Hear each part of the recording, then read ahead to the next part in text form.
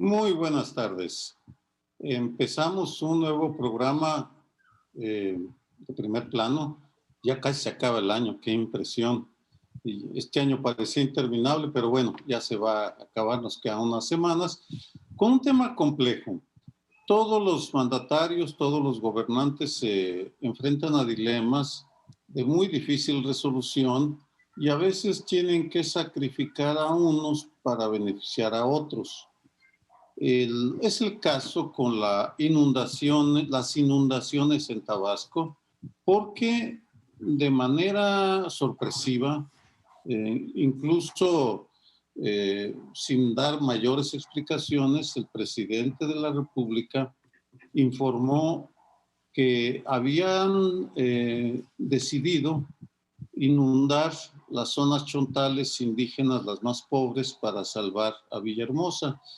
Y pronunció una frase para justificar el hecho. Teníamos que tomar una decisión. Aquí me quedan dos preguntas. La primera es, ¿quién es ese plural? ¿Estamos hablando acaso del Gabinete de Seguridad Nacional?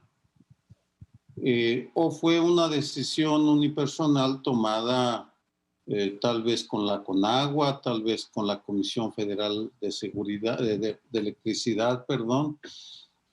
Lo ignoramos. En todo caso, a mí me queda la pregunta de si era inevitable esa inundación, o al menos si era inevitable de la manera que se dio, porque no me surgen las preguntas. ¿Por qué no avisaron a la población para que evacuaran? ¿Por qué no enviaron al ejército para que, si no querían desalojar voluntariamente, lo hicieran un poco diciéndoles, señores, ya viene el caudal, saquen todo lo que puedan, los vamos a llevar a una zona segura?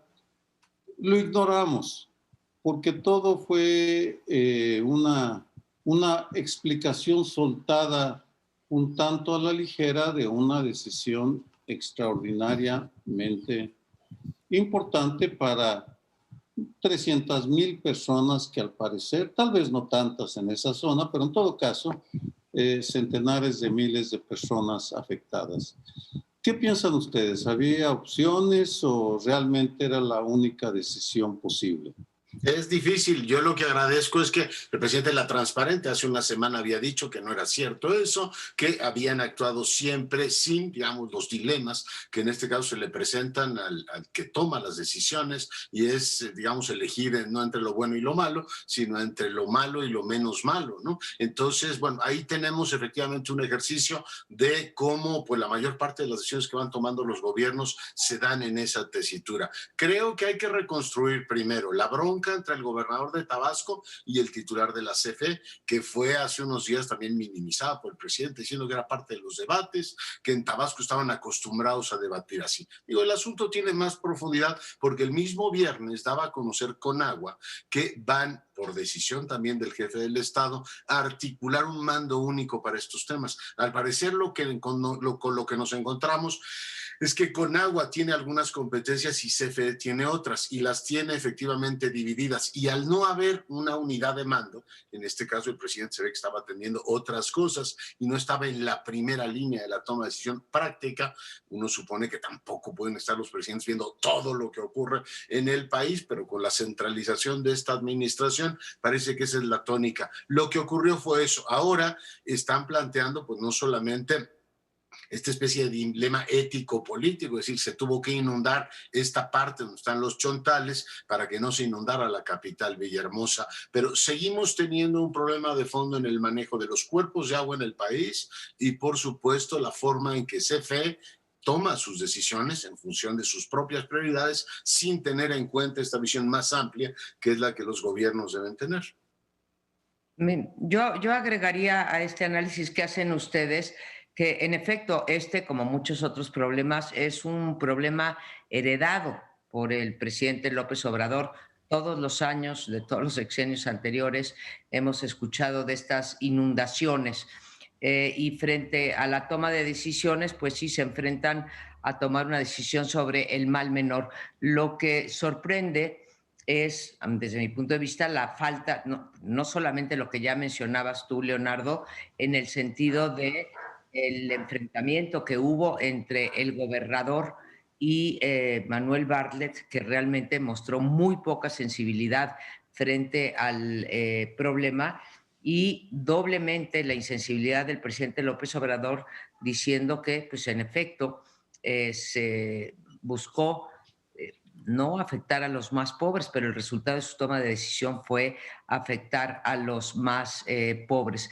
Lo que extraño yo es que aún en este momento de dificultad y siendo él originario de Tabasco, que ha padecido y luchado en contra de esto, que antes culpaba a la Comisión Federal de Electricidad por las inundaciones, ahora fue el volumen de lluvia el culpable y no la Comisión Federal de Electricidad, que no se haya todavía planteado de alguna manera un viso de solución para este problema que es recurrente. Es como en la Ciudad de México, que todos los años se inunda en la Ciudad de México y seguimos, pues yo desde que era pequeña, y vaya que hace tiempo, venimos hablando de ese problema y no se hace nada, las coladeras siguen anegadas, etcétera, ¿no? Entonces, lo que me sorprende es la falta de atención al problema, sobre todo cuando ha sido una cuestión que lleva Andrés Manuel López Obrador, no solo por origen, sino por su trayectoria política que ha venido criticando y que no se haya previsto nada al respecto. No se le puede responsabilizar a los gobiernos de las catástrofes naturales, por supuesto, pero sí cuando ocurren estas, pues de ver cómo reaccionan, si había manera de prevenir, un poco lo que decía Sergio, es decir, ¿por qué no los desalojaron? ¿Por qué no les avisaron con tiempo y previnieron una situación menos dañina para esa población? Entonces ahí sí creo que se tiene que buscar cuando hay errores, cuando hay, en fin, alguien está haciendo mal su trabajo, y eso podría traducirse en una responsabilidad política, por lo menos.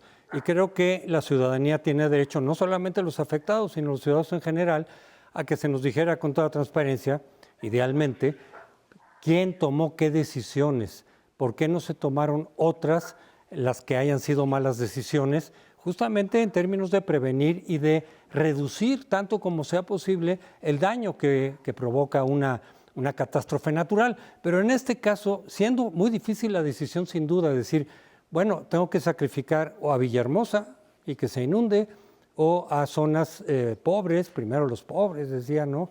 Indígenas. Bueno, es una decisión difícil, desde luego, y algunos dirán, no, pues esto o la otra, por tal cual razón. Pero tan difícil es la decisión que los legisladores ya la habían tomado y la instauraron en la ley. Que me parece, a mí me mandaron esa nota en la mañana, creo que es el artículo 21 de la Ley General de Protección Civil, que dice que en una situación donde tengas que tomar esa decisión, favorezcas a los grupos más vulnerables y a los económicamente menos favorecidos. Así lo dice, entonces ya no era una decisión personal o de cálculo de ese momento, sino que está establecido en la ley. No sé de cuándo viene esa ley, sería interesante ver quién tomó en cuenta, digamos, el decir, si se tiene que tomar una decisión de esa naturaleza, que sean los más pobres, ahora sí, los menos favorecidos, los que tengan preferencia. Un recordatorio para enmarcar esta discusión. No sé si recuerden cuando inició la crisis de la pandemia, que iban a sacar unos criterios para, en caso de tomar decisiones sobre a quién atender, en un primer momento iban a mandar al paredón a los mayores, a los adultos mayores. Ese era el primer criterio. Algunos protestamos y ante eso intervinieron diferentes instancias para hacer una corrección. Finalmente quedó algo mejor, intervino el Consejo de Salubridad General. Lo menciono porque en este año, sobre todo, que se ha recrudecido la polarización, si reflexionamos, lo que observamos son disputas entre particulares o entre las partes, la Comisión Federal, Manuel Bartlett, el gobernador de Tabasco, John Ackerman, Sabina Berman, pero hablando de la disputa de nuestros colegas aquí del canal tan desafortunada y desagradable, pero no existen la costumbre de recurrir a las instancias, a los organismos que por ley deberían encargarse de dar una opinión. Es decir, en el caso de John y Sabina, por ejemplo, el defensor de la audiencia, ¿por qué no le pidieron una opinión? ¿Por qué no le dijeron que nos orientara sobre lo que estaba pasando? En este mismo caso, ante la decisión de que iban a inundar primero a los pobres, ¿por qué no los afectados van a la Comisión Nacional de Derechos Humanos o a la CONAPRED, a la Comisión Nacional para Prevenir la Discriminación, para hacer los que trabajen? Porque lo que está pasando es que nos estamos sacando las entrañas, es una figura literaria, por supuesto, pero en todos lados, y los organismos públicos que deberían salir a mediar, a dar una opinión, se hacen a un lado porque lo que no quieren es meterse en líos ni opinar sobre asuntos que polarizan. Y me temo que esta declaración del presidente va a llevar o ya llevó a reproches, pero va a incrementar los reproches a la decisión del presidente y al campo de la polarización o de la disputa política, cuando lo que necesitamos es que nos informen con toda precisión si hubo un mando único, y de ser así, ¿quién fue el plural que tomó esa decisión?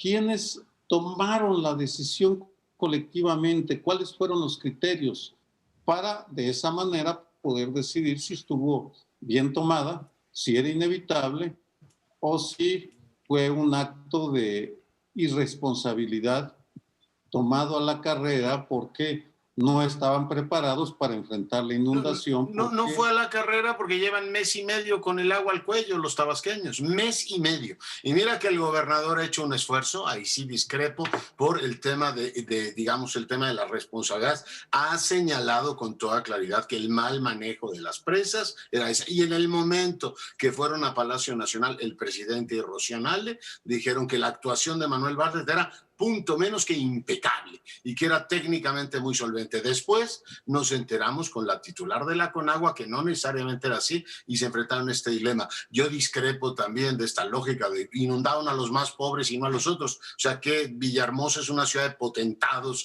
que se pudo haber inundado. Ahí están las escenas que han documentado todos los medios de comunicación del drama de las colonias populares en Villahermosa. Yo creo que en este caso el gobierno opta entre una cosa mala y otra infinitamente peor, que es haber inundado la capital completa. ¿Pudieron o no haberlo hecho? Yo creo que hay muchas cosas que determinar ahí, pero hasta ahora lo que a mí me queda diáfanamente claro en el cambio de actitud del presidente en una semana, porque lo que vimos ayer fue un jefe de Estado diciendo, a ver, compatriotas, hay dilemas como el que tú decías del triaje, hay dilemas como a quién le vamos a aplicar primero la vacuna, que no tienen solución fácil, como lo de John y Sabina, que las soluciones que se han civilizado y se lleven bien en el programa. Pero aquí no hay soluciones fáciles. Y lo que estamos viendo es que tampoco es un asunto de que el presidente reparta dinero, sino de capacidades gubernamentales para ordenar territorialmente este país, los cuerpos de agua y todo lo que tiene que ver con el cambio climático. No me alargo en ese tema, pero es una reflexión que no deberíamos perder de vista porque llevan mes y medio tabasqueños y chiapanecos con el agua al cuello. Pero precisamente un momento, unos segundos, Leonardo, tienes razón, pero nosotros estamos opinando cuando lo que necesitamos es un informe con la información precisa de quién dijo qué, quién tomó qué decisión. Totalmente de acuerdo contigo.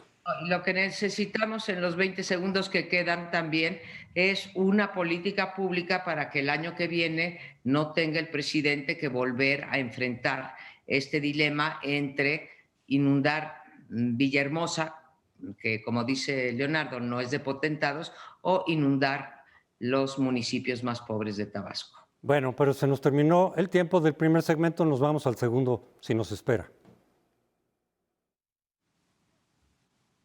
Hay dos dos disposiciones del ánimo presidencial que están ya perfectamente dibujadas. Por un lado, que con el mundo de la cultura y la ciencia no tiene una relación, digamos, particularmente grata, queda claro. Los presupuestos que ha asignado en estos años ante la pandemia y después de la pandemia quedan claros o dibujan claramente que el asunto de la cultura no es lo suyo. Las instituciones de educación superior tampoco han merecido un trato particularmente favorable en esta administración y las expresiones del presidente han sido duras. Los ha llamado machuchones, dice mucho doctor, mucho todo lo demás, pero nada de relevancia. Dice, ni son tan buenos como dicen. Y bueno, ha habido también esta disposición de sentirse atacado por un montón de sectores. Ya la prensa, un día sí y un día también, dice es que no me defienden, hay que tomar partido. Y bueno, pues señala que le gustan pues, los moneros de la jornada, le gusta Enrique Galván, le gusta Jorge Cepeda, le gusta efectivamente Federico Arreola, dice, porque no tienen dudas, ¿no? Constantemente defienden las tesis presidenciales, a diferencia de otros que tienen pues una visión independiente. Hoy decía, esos columnistas que opinan en favor del gobierno, como si él no fuera gobierno, estos que escriben ahora a favor de él, pues son columnistas que escriben a favor del gobierno. Pero lo que sí efectivamente superó todas las expectativas es que dijera, utilizando también el plural majestático, ese de nos, que decía Sergio Aguayo, quien tomó la decisión. En este caso dicen, la Feria del Libro se ha organizado en los últimos años para atacarnos. Y el atacarnos en este caso es a él. A mí, por supuesto, me resulta increíble que una feria del libro, la de Guadalajara, que ha sido motivo pues no solamente de orgullo de todos los mexicanos, es la feria en lengua española más importante que tenemos y recientemente galardonada con el premio Princesa de Asturias, el presidente crea que porque invitan a Krause y a Aguilar Camín, que se han convertido en sus obsesiones, la dirigen en contra de él. Yo doy solamente mi experiencia personal para escuchar su punto de vista. El mundo de la cultura ha tratado al presidente con celofán, con algodones, a pesar de no ser, digamos, particularmente proclive a ellos, lo han cuidado mucho. Y lo segundo es que mis dos últimas experiencias en la FIL, tuve la ocasión de compartir la mesa con Jesús Ramírez Cuevas y con Olga Sánchez Cordero. En ambos casos fue un placer, pero decir que efectivamente la gente de la 4T no va a la FIL es mucho decir. Yo creo que al presidente le vendría de maravilla darse una vuelta por la Feria Internacional del Libro. Pues estaría de acuerdo contigo. Habría que mencionar también que el desplegado, bueno, o el comunicado de la FIL contestando pues este agravio que lanza el presidente de la República, esta descalificación que lanza contra, creo que uno de los eventos culturales pues más importantes del mundo, y es difícil hacerlo. No solamente lo digo porque ganó la princesa de Asturias, sino porque se ha vuelto un referente del libro en todo el mundo. Es tan importante como otras ferias que hay en Europa. Y me parece que la declaración del presidente en contra de la FIL, por los motivos que él hace, que ahora abundo en ello, es de una ligereza y además de una falsedad pues inenarrables, ¿no? No son tan buenos como dicen, ¿no? Dijo López Obrador. Creo que esto vuelve al punto del desprecio que tiene Andrés Manuel López Obrador o nuestro presidente, por la cultura y por la ciencia. La cultura, el mundo de la cultura y el mundo de la ciencia en general, diría yo, de la educación superior y de la comunidad científica, desde luego de la cultural, fue uno de un conjunto de sectores que apoyaron con entusiasmo la campaña de López Obrador, que apoyaron con entusiasmo el voto que permitió que López Obrador llegara a la presidencia, y es uno de los sectores más que ha perdido a golpe de tratarlos mal. ¿De tratarlos mal en qué sentido? Voy a mencionar, bueno, tres. Uno, con leyes a modo, como fue la ley Taibo, no porque yo no esté de acuerdo que una persona que no nació en México, que no era hijo de padre y madre mexicanos, no tenga derecho. O sea, lo peleé lo he peleado en la Junta de Gobierno del Colegio de México, lo he peleado en la Junta de Gobierno del CIDE, que qué tiene que ver la nacionalidad con llegar a presidir una institución, sino por cómo se hizo, ¿no? Segundo, a través del presupuesto, que ha sido muy castigado. Y tercero, a través de todas estas expresiones pues que desprecian precisamente a los autores. Doy fe también, tú estuviste con Olga Sánchez Cordero y estuviste con Jesús Ramírez en un debate muy interesante. A mí me tocó también estar con una funcionaria, he de decir que la funcionaria nunca llegó a la mesa, pero este reproche a mí me preocupa más allá de que sea la Feria Internacional del Libro de Guadalajara. Lo que más me preocupa es lo que tiene detrás, que es este desprecio por todo lo que no sea controlado por el presidente de la República y por la cultura y la... Una comparación, bueno, claro, soy de Guadalajara y conozco muy bien a Raúl Padilla y al grupo del cual viene. Y en ese sentido, lo enmarco. Sí, Raúl Padilla López, el presidente de la Feria Internacional del Libro, viene del grupo Universidad de la Federación de Estudiantes de Guadalajara, que era profundamente corporativo y utilizaba métodos priistas, es decir, la mano dura, golpeadores para controlar a la Universidad de Guadalajara. Sin embargo, también yo le reconozco que es uno de esos casos notables de metamorfosis porque fue capaz de reinventarse con la transición y convertirse en un promotor de la cultura.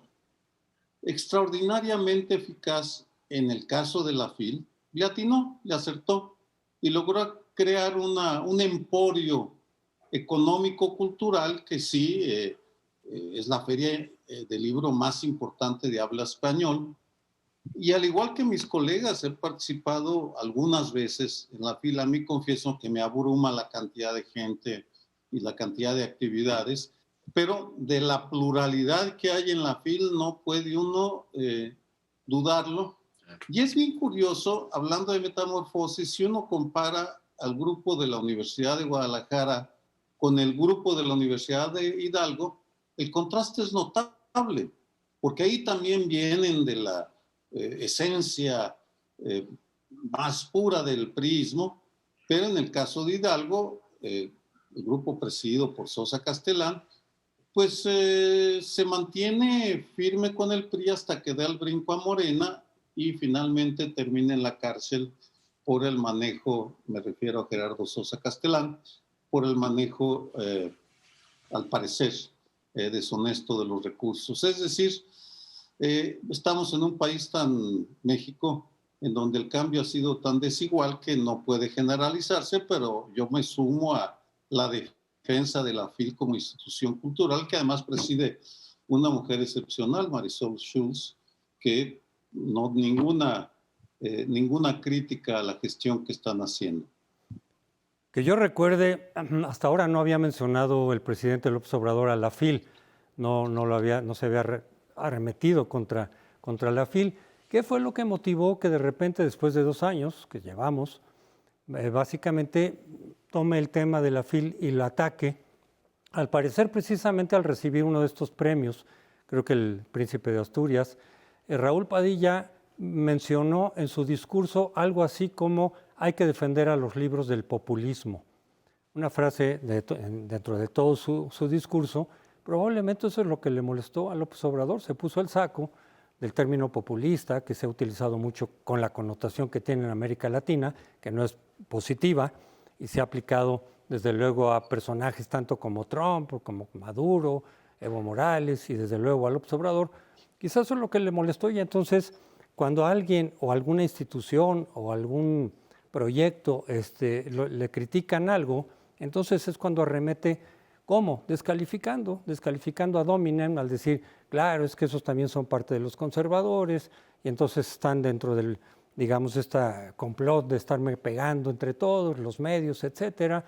Cuando el Reforma o el Universal o cualquier otro diario saca alguna nota que ponga en duda o que cuestione a algún miembro de su gobierno, por ejemplo, pues entonces también sale y arremete diciendo pasquines inmundos, inventan las cosas, me están viendo a ver cómo me pegan.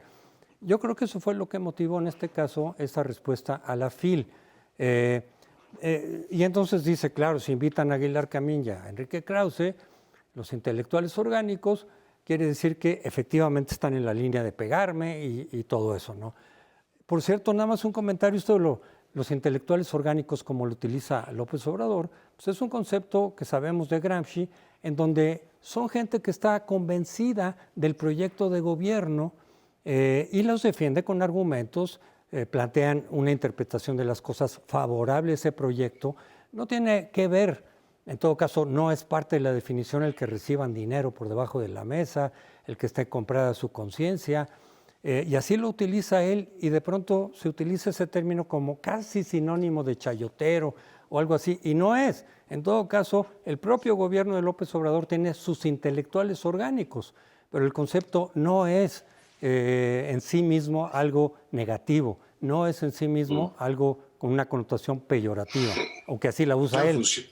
Funciona para eso. No, a mí me llama la atención, digo, refiriéndome a la FIL, si eso fue lo que le molestó, pues ese discurso de Paya tiene 2 meses. Entonces se pregunta uno, oiga, y 2 meses después, entonces el presidente reaccionó, o le molestó que la corona española le diera este reconocimiento. Ya sabemos que tampoco le gusta, pero 2 meses después es llamativo. Yo no sé si le pasaron el programa y tampoco le pareció el más adecuado, pero sí veo una falta de sincronía. Veo, por otra parte, una especie de connivencia, digamos, vergonzante de parte de los intelectuales que todavía defienden a la 4T. Recuerdo cómo se merendaron a Peña Nieto por el resbalón que tuvo en la FIL y le duró creo que 4 o 5 años, no lo bajaban de presidente ignorante. Ahora tienes una especie de silencio, así como vergonzante, porque tampoco hay tantos que salgan a decir, no, es que verdaderamente la postura del López Obrador es encomiable. Trae efectivamente atorada esa comunidad, no la ha tratado bien ni desde el punto de vista presupuestal, ni desde el punto de vista de lo que son sus señalamientos, y sí llama muchísimo la atención que en este caso, con tanto retraso, se lance sobre una institución emblemática, porque finalmente esto debería verlo como un beneficio. O sea, la FIL es poder suave de México, esto independientemente de lo que opina el presidente, pero en fin, lo dejo ahí porque nos quedan unos segunditos para escuchar su punto de vista. Son 30 años que ya tiene la FIL, y si de algo no se puede acusar a la FIL es de falta de pluralidad, y no solamente de falta de pluralidad local, digamos, en términos de lo que es la cultura en México, sino también pluralidad a nivel global. Han ganado los premios, se han dedicado a personajes de izquierda, de derecha, y muchos de ellos sin ideología. Así que realmente es incomprensible que se abra un frente cuando tenemos a un país tan polarizado, como decía hace rato Sergio Aguayo.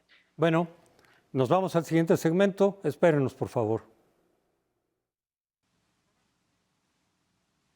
Regresamos con el tema de la Alianza Federalista. Es un problema, otra vez, estructural, diría yo, en el caso del sistema político mexicano, pero tiene una parte estructural y tiene otra parte coyuntural. El presidente López Obrador, denostando de nuevo a un sector, que en este caso es el de los gobernadores, en particular los gobernadores de oposición, lo ha tildado a esta alianza de politiquería. En fin, cualquier problema, aun cuando lo vistamos de técnica, es un problema político. No tenemos que decir que es politiquería. Y creo que tiene 2 partes. Uno, como decía yo, que es la estructural, que es la falta de fondos que hay en este país, también histórica, de recaudación a nivel federal. Desde luego, la tradicional pereza fiscal de los gobernadores, que para ellos es muy cómodo que la recaudación la haga la federación porque es impopular, y muchos de los impuestos locales no los cobran ellos. Pasó con la tenencia. El tercero es el vaciamiento el año pasado de los fondos que teníamos previstos, o que se tiene el gobierno federal previstos, para las entidades federativas en caso de que haya una pérdida de ingresos a nivel federal. Y finalmente, y quizá más importante, el pues muy defectuoso pacto fiscal que existe en este país federalista. Eso es una cosa con la que venimos lidiando y que no acabamos de resolver también hace muchas décadas. Y ahora se agrega lo coyuntural, que es en efecto la reducción ahora, en estos 2 años, de los ingresos públicos, el enfrentamiento entre gobernadores de oposición y el presidente de la República, pues porque han tenido que tragar bastantes insultos, incluso cuando va a sus entidades.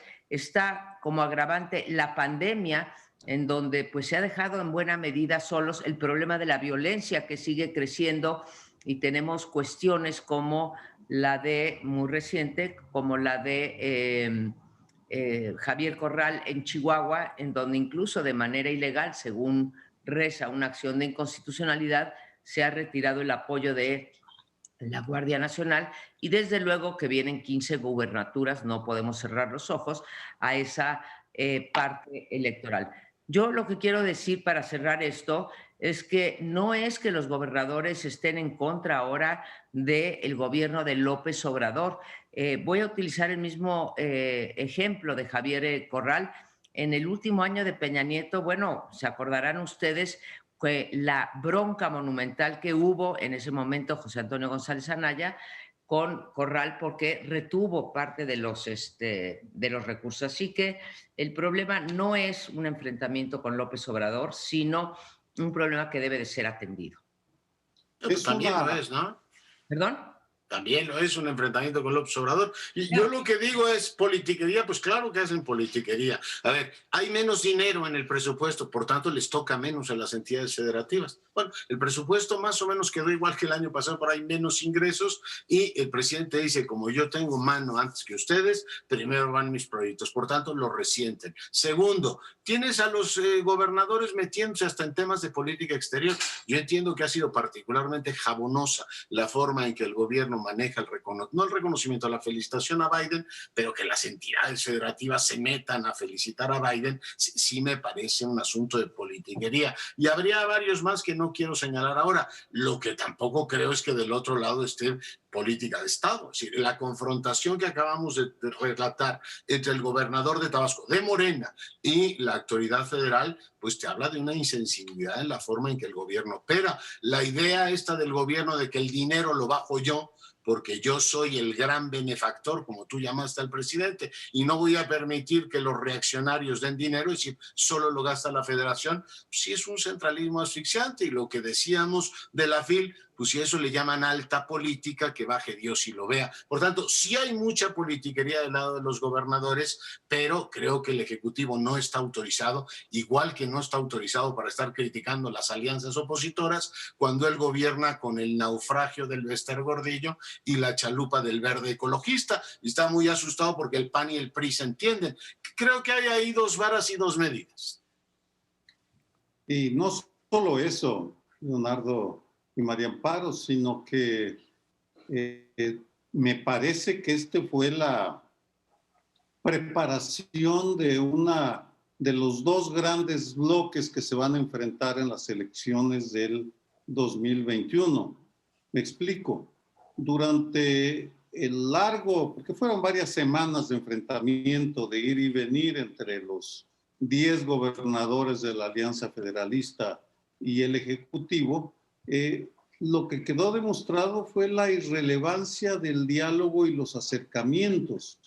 El presidente nunca quiso recibir a los gobernadores y los gobernadores hicieron un planteamiento a la Cámara de Diputados en donde dijeron, miren, para que no nos rebajen esos 182 mil millones de pesos a estados y municipios, les proponemos que reajusten el gasto y que le bajen al Tren Maya, a Dos Bocas, al aeropuerto, que le bajen, no que lo anulen.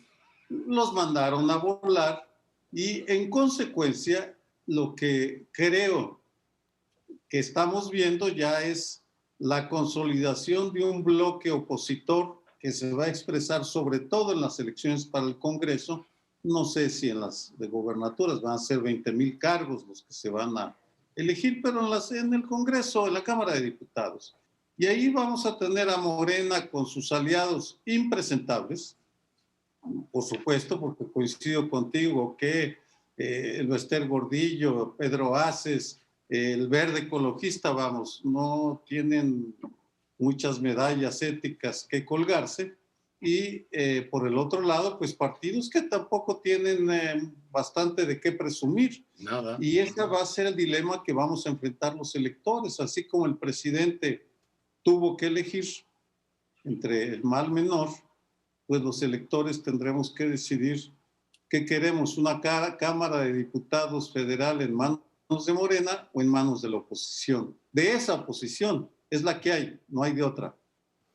Cuando el presidente López Obrador utiliza el concepto politiquería para descalificar lo que hacen generalmente adversarios, críticos, opositores, etcétera, pues está haciendo una distinción desde luego entre lo que sería hacer política, es decir, en cosas sustanciales, en cosas que valen la pena, se habla incluso a veces de la alta política, de la politiquería, que son así las grillas y que son cuestiones muy menores, pero que pues, están buscando evidentemente la cuestión electoral. El problema es ese, cuando problemas de fondo pues llegan en un periodo electoral que además aquí empieza desde varios meses antes de la propia elección, porque es fácil, por un lado, decir que el problema de fondo en realidad no es tal, sino que lo que se está haciendo es politiquería electoral, aunque ciertamente a veces al confundirse los temas, es decir, al coincidir en el tiempo un tema de fondo, un tema que, como decía Amparo, no es en relación solo con López Obrador,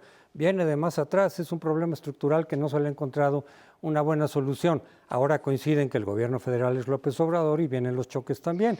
Muchos gobernadores que estarán de acuerdo en que existe el problema, a lo mejor no levantan la voz porque no se quieren confrontar con el presidente o con este presidente. Pero ciertamente se desvirtúa el debate cuando se están mezclando cuestiones electorales, que desde luego considero que es hasta cierto punto inevitable, porque los gobernadores y sus respectivos partidos pues están viendo también que a ellos les va a tocar de alguna manera enfrentar ese proceso, tratarán de sacar la mejor tajada posible para sus respectivos partidos, porque efectivamente estamos además en esa situación de polarización donde es un voto para ratificar, en el caso del Congreso, la mayoría para Morena y su coalición, que por cierto, yo no sé por qué a Sergio Aguayo le parece impresentable el Partido Verde Ecologista, pero bueno, pues cada quien tiene sus gustos. Y del otro lado, la oposición, que desde luego tampoco resulta muy convincente en muchos temas, en mucha de su trayectoria histórica. No sé si quieres contestar a la provocación, Sergio, pero bueno, me toca. Leonardo, yo no sé quién es el puro que pueda, o el científico puro, sí, que pueda decidir qué es política y qué es politiquería, ¿no? Pero bueno, no entremos en esa discusión. Yo lo que veo es que en el presupuesto de este año a los gobernadores les quitaron el 9% si lo mido con respecto a los ingresos que les correspondieron el año pasado. Y la segunda cosa que veo es que el presidente pone como ejemplo del cambio democrático en el ejercicio del poder el que en esta ocasión no se negoció el presupuesto y nos los pone como si negociar fuera transar. Y creo que parte del problema que estamos viviendo y de la polarización es esta concepción de la política en donde la negociación no tiene cabida porque muestra debilidad o porque supone ceder, como es propio de la política, ceder una parte y ganar otra o abrir los oídos a otras posiciones. Del 97 para acá, con gobiernos divididos, nos habíamos acostumbrado a ese tipo de negociaciones y no necesariamente las negociaciones igual a moches, igual a tranzas, etcétera, ¿no? Entonces, ahí es el dilema y concuerdo contigo, pero no lo veo tan dramático, Sergio, de que se va a enfrentar o gana la oposición anti López o López. Ojalá y nos quede una cámara ahí mediadita, pero con que nadie tenga la posibilidad de aplastar como se está aplastando ahorita, ¿no? Ojalá y tengamos... Una aclaración muy breve. Bueno, no, conozco cómo piensa José Antonio, entonces el sarcasmo era evidente. El Partido Verde es tan impresentable que fue expulsado del Movimiento Verde Internacional, en parte porque sus agendas no tienen nada que ver con los verdes. Apoyar la pena de muerte es anatema para los verdes del mundo entero. Bueno, Así es. pues aclarado eso, ya empiezo a entender por qué ese rechazo al Partido Verde y por qué no representa, y que de hecho representa todo lo contrario de lo que Morena ha enarbolado desde que nació, pues. En fin, nos vamos al último segmento. Aquí los esperamos. Y las cosas siguen complicadas en Estados Unidos, como cabe suponer, por supuesto, por las posiciones que ha tomado Donald Trump.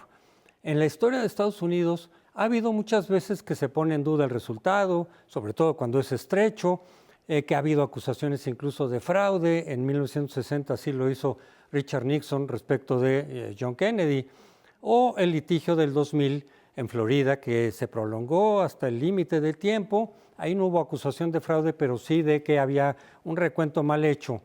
Pero siempre termina en que quien resulta oficialmente perdedor reconoce el resultado. Solamente en 1800 hubo un caso en que quien perdió dijo, no, yo no reconozco, agarró sus cosas y se fue. Pero desde entonces no había ocurrido. Ahora se especula si eso puede pasar con Trump. ¿Por qué? Porque realmente es muy difícil que el proceso legal que le está echando a andar pueda derivar en lo que él busca, que es que se revierta el resultado. La distancia es muy grande, tanto en votos electorales, como ustedes saben, más de 70, como en voto popular de 5 millones alrededor, y además abarca varios estados, no uno solo, como fue el caso de Florida en el 2000. Tendría que haber muchísimos cambios, tendrían que tirarse muchos votos, desconocerse en 4 estados, si no es que en 5, para que esto revirtiera. Entonces, es muy difícil que eso ocurra, y algunos analistas que dicen sí va a ocurrir porque X o Z, en fin, yo lo veo muy difícil. Creo que la mayoría de los analistas y observadores lo ven muy difícil, pero lo que no sabemos es si Trump, en esa postura que ha tomado, rígida, radical, de no reconocer, de que desde antes estaba anunciando fraude incluso de la propia elección, vaya a reconocer o no, en cuyo caso ya se ha declarado ganador en estos días y sigue hablando del fraude. Sería algo así como decir, yo no reconozco el resultado, no reconozco a Biden, Biden será presidente espurio y yo seré presidente legítimo. En cuyo caso, repito, no hay precedente de esto desde 1800, no sabemos cómo podría evolucionar en medio de un ambiente muy polarizado entre unos y otros. Ahí sí hay que reconocer que en el voto popular se fueron casi a mitades entre los que están en favor de Trump y los que están, yo diría que en contra de Trump, porque ahí sí más el voto por Biden fue, creo, más un voto anti-Trump. Ahí también estuvo muy polarizada la situación. Pues en un sistema bipartidista siempre están así, ¿no? Y las costas frente al centro. Digo, Estados Unidos tiene 20 años de comportarse electoralmente de esa manera. Hay triunfos más holgados. El tema aquí es la actitud. Agregaré poco a lo que se ha venido discutiendo esta semana. Estas semanas, Trump esta mañana dijo, yo gané la elección. Yo gané la elección. Y uno se pregunta, pues, ¿en dónde? En el voto popular no, en el voto en el colegio electoral tampoco. En la primera semana de diciembre, bueno, el segundo miércoles de diciembre sesiona el Consejo Electoral, el colegio electoral, y vamos a ver si una vez que ellos ya dan su voto o hacen público su voto, el presidente decide bajarse. Yo creo que el tema interesante ahora es preguntarse por qué está haciendo esto. Es una lógica, digamos, política de una fuerza que se siente maltratada por una oposición, que no deja de ser profundamente irónico estando en el gobierno. La oposición viene y me ataca, algo así como el cordero que se queja del lobo, ¿no? O el lobo que se queja del cordero, ¿no? Uno dice, a ver, esto no tiene demasiado sentido. O la otra, como han hecho ver muchos observadores, que creo que por ahí va el asunto, es que Trump está negociando, es decir, te la hago cansada hasta el final, de tal manera que mi salida pase efectivamente por una negociación que incluya el perdón o el indulto para algunas de sus fechorías. De otra manera, no me lo explico. Yo a eso Adelante. voy. Sí. 1800 está muy lejos, apenas nacía como nación independiente Estados Unidos, se instauraba la democracia, y a pesar de que es cierto lo que dicen ustedes de que no ha habido un triunfo muy holgado en las últimas ocasiones en las elecciones de los Estados Unidos, pues nunca habíamos tenido una actitud de un presidente, suponemos, saliente. Bueno, yo estoy segura que saliente no prosperará ninguno de los litigios que está intentando el presidente Trump, a pesar de la declaración que nos comentas de esta mañana. Pero pongo 2 cosas también sobre la mesa que tampoco lo habíamos visto con otros presidentes. La primera es que Trump entró dañando a las instituciones y se va dañando a las instituciones. O sea, sí fue el sello de gobierno y si no se da cuenta del daño que le está haciendo pues al sistema político y al aprecio de los ciudadanos norteamericanos con respecto a las instituciones, pues será el único que no se da cuenta. Y la segunda que también me sorprende es cómo ha estado obstaculizando la transición. Según he leído en la prensa estadounidense, pues no ha permitido la entrada de los grupos de quien será el próximo gabinete del presidente cuasi electo, Joe Biden. Y esto también daña la posibilidad de que pues el 20 de enero ya entre con todas las de la ley el candidato, bueno, el hoy presidente, otra vez cuasi electo, Biden. Una actitud de no permitir y de no facilitar la transición entre un presidente y otro es un problema que va a dañar la entrada de Biden al poder. Unos comentarios sobre la lógica de Trump. Es bastante pragmático lo que él está trabajando para mantener su influencia y su presencia en la vida política por varias razones. Una es económica. Debe mucho dinero. Por tanto, necesita tener motivada su base para poder seguir recibiendo donativos y en consecuencia va a anunciar, dicen quienes están siguiendo de cerca las elecciones en la política estadounidense, va a anunciar su candidatura para el 2024, porque de esa manera podrá seguir recibiendo donativos. Dos, va a intentar crear un canal digital para mantener esa influencia, dado su alejamiento de Fox News, que pues lo está lastimando, y finalmente lo está haciendo por una razón muy pragmática, ya la mencionaron, él tiene muchas demandas en su contra y seguramente quiere negociar con el gobierno de Biden algún perdón para poder seguir tranquilo.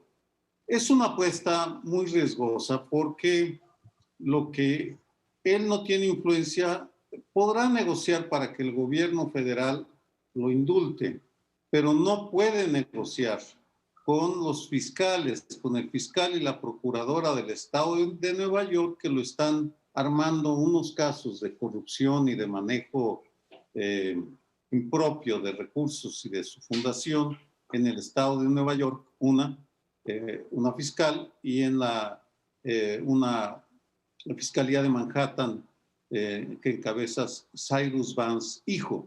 Por tanto, Trump es un político desesperado, quebrado como empresario, que está buscando mantenerse en la vida pública para preservar su influencia, sí, mantener sus aspiraciones, pero también para preservar su capital y evitar terminar en la cárcel, tan sencillo como eso. No hay ningún programa, ninguna base ideológica, nada. Estaría buscando, como ustedes lo señalan, un pacto de impunidad que quién sabe si prosperara primero si los demócratas estuvieran dispuestos a eso. Y como dice Sergio, el Poder Judicial de pronto allá sí tiene suficiente autonomía.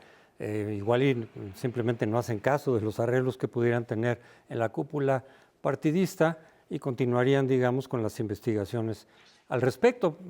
Por eso está la duda de si no logra lo que busca Trump en el sentido ese de por lo menos garantizar la impunidad de lo que él queda debiendo, ¿qué va a hacer? Vi una encuesta por ahí donde decía que el 80% de la gente no cree que hubo fraude y el 20% que sería su base más dura, pero no serían todos los que votaron por él, sí estarían apoyando la tesis de que hubo fraude y que le robaron la elección a Trump. En parte eso se debe a la distancia que hay entre punteros. Cuando la distancia es muy pequeña es mucho más fácil que un alegato de fraude sea creído, sobre todo por tus seguidores y tus votantes. Aquí repetimos, pues fue, como ustedes lo han visto, el mismo resultado de hace 4 años, nada más que a la inversa. Es lo que obtuvo Trump frente a lo que obtuvo Hillary, y no en voto popular, por cierto, pero sí en voto electoral. Y sin embargo, Hillary al día siguiente aceptó, concedió, como allá se dice, la derrota. Entonces, en ese sentido, la distancia que hay en votos electorales y en votos populares también reduce la eficacia de este alegato en favor del fraude. Nos quedan unos segundos si alguien quiere agregar algo más. Pues sí, mira, creo que está siendo una lección, una clase universal sobre política electoral en Estados Unidos. Ha sido y sigue siendo un espectáculo fascinante la complejidad de ese sistema electoral. Muy arcaico, muy caótico, pero pues que lo siguen manteniendo, parece que les gusta sufrir Y cada periodo. paradójicamente no es esta una de las elecciones que más mal han salido. Si está generando problemas es por la actitud de Trump, no por el resultado, como ya lo habíamos dicho. Se nos terminó el tiempo, los esperamos aquí el próximo lunes en Primer Plano.